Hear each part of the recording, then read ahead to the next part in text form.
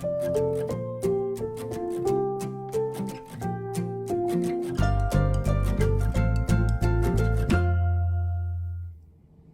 everybody, it's Emily the Crazy Worm Lady. I'm here today with the Red Wiggler horizontal migration bin for an update. If you recall, this is just one of my side bins that I had some red wigglers in that I was kind of using to supplement my breeding worm population. Cocoons, several cocoons here on the bubble wrap. And I was trying to bait the worms out of this finished compost over here. There still seem to be a few guys hanging out over here, down into this area over here where I had been pretty aggressively feeding. And even though I've been late on my updates, I did feed this bin a few more times. And the worms have seemed to have moved over to this. This is definitely not a red wiggler. My goodness. That is a European nightcrawler, it looks like. No, it's an African nightcrawler. That is an African nightcrawler made his way somehow into this red wiggler bin. I guess I'll leave him for now and I'll scoop him out later. But the worms are all throughout this avocado shell. This avocado shell as well. A lot of mites I can see in there as well. The little, ooh, hold on. The little red specks as well as the little white specks that are moving around in the shell. Those are mites. Not dangerous. More of a nuisance. I see a few fruit fly larvae as well. Some pot worms. I've always found for some reason the avocado shells just seem to encourage a lot of pests, or they harbor a lot of eggs or something. I'm not really sure, but it can be a little bit discouraging if you're trying to battle some pests in your bin, because they tend to show up a lot when you have avocados in the bin.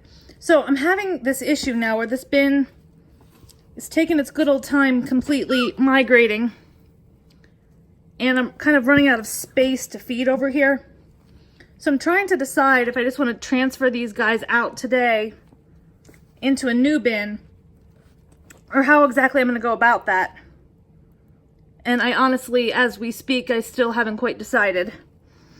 I thought I'd look through here first and kind of get a feel for how many worms I have in here, and I think I have several thousand in here, probably 2,000 maybe.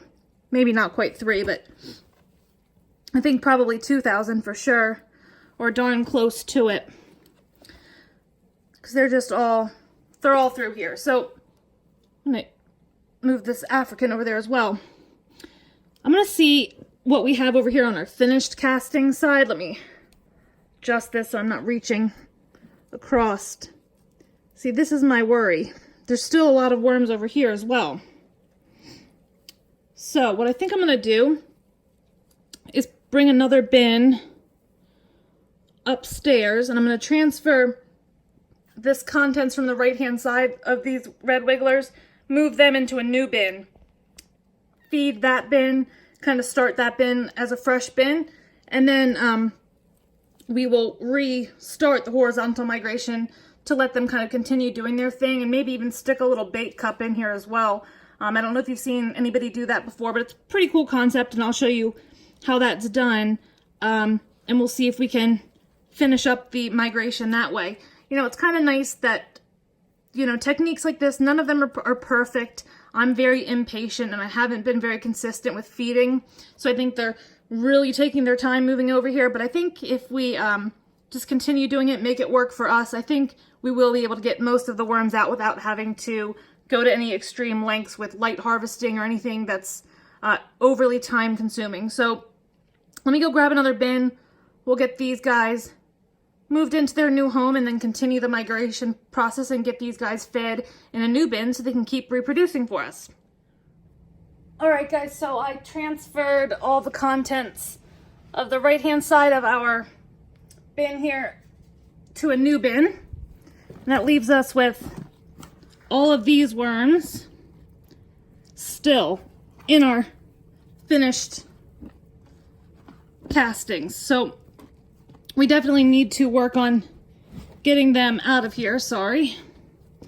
So I'm just gonna fluff this material up because I haven't in weeks since we were migrating them, and I wasn't able to dig all the way to the bottom. But I wanna do that just to make sure that these castings remain nice and friable and flaky so that they'll be good for putting to use pretty quickly here. So just gonna push everything back up to the right hand side here. And that compost is a really nice consistency. I'm just gonna add a nice handful of some dry bedding here.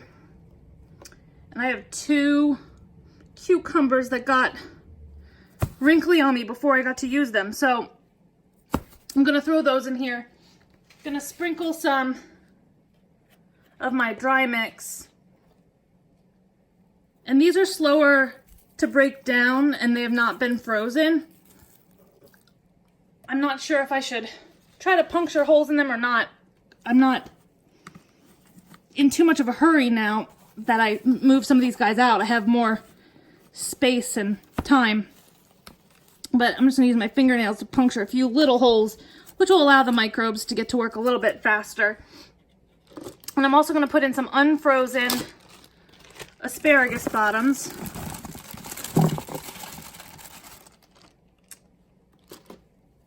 And got a lot of vegetables today for some reason in this particular batch of food I pulled out.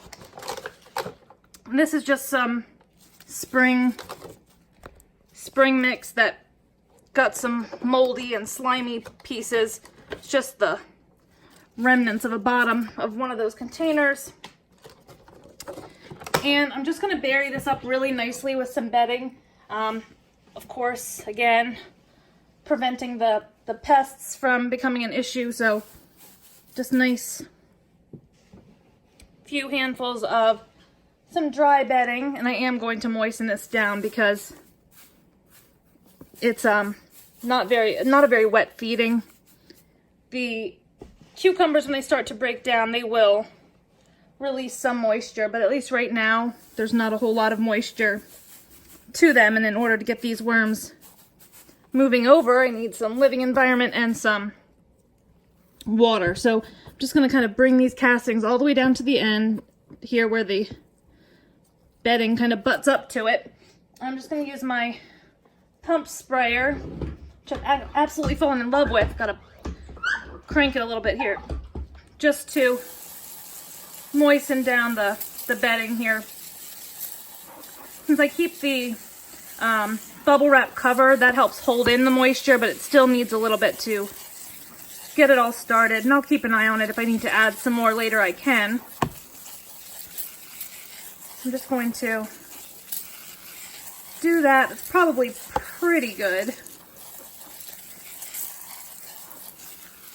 But I do want to make sure that they can work into it. So I'll be a little overly generous with the water. And then I'm just going to throw my bubble wrap cover back over the top. Now let's quickly hop over and feed the new bin now of the harvested red wigglers. Okay guys, so here are our harvested worms. There's quite a few in here, but we had let that go for a while, so there's actually still a good deal of bedding as well down in here. But these worms will probably be quite pleased to have a lot more living space to feed in and move around in. I think they'll do really well now that we've transferred them over here. And then once our other bin is finished being harvested, we'll just combine the 2 bins most likely into one. And this African nightcrawler, I'm kind of tempted to leave him in here. See how he does on his own. I hear that worms separated from their species tend to get much larger because there's no competition for breeding and eating. So kind of might be a little fun side thing to do is just leave that African night crawler in here, see what happens with him. But I got a huge bag of some worm favorites, a lot of watermelon, looks like some cantaloupe, strawberries, and I'm going to use actually some peat moss. I'm finishing up the last of my peat moss, so I'm just going to dump some of that in here. Really give these guys extra living environment that they haven't had for a while.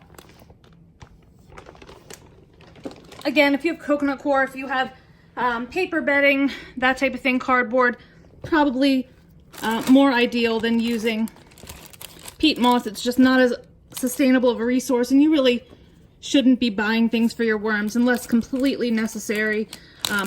That's why I'm just using up what I have left, and then I won't be purchasing any more because there's no need. I have plenty of other bedding sources at my disposal.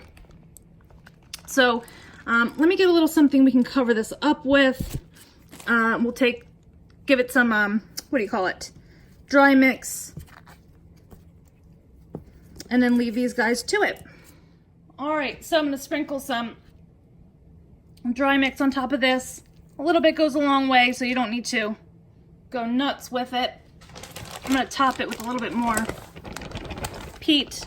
I noticed quite a few mites and all come running about as I transferred everything over here. Also a handful of my beetles, which again, I've said a million times, it's fine, but definitely not my favorite thing in the world. So definitely making sure everything is well covered is important. Monitoring moisture, and I think it will get better with time. Luckily, they don't seem to be very interested in leaving the bin, so I'm not going to worry much about it. I'm just going to sprinkle some of these existing castings across the surface here to get the worms moving in. And we will leave these guys to kind of start out in their new home, and I will give them a bubble wrap cover as well. So that's going to be it for today, guys. I know it was a little lengthy, but we now have our brand new bin with our harvested red wigglers, and I've decided I'll hold off another week on the bait cup in the other harvesting bin, simply because this video is entirely too long to begin with, and I don't want to keep you guys any longer. So drop those comments below, like this video, subscribe if you'd like some more content from me, and I'll be back with you guys real soon for an update. Have a great day.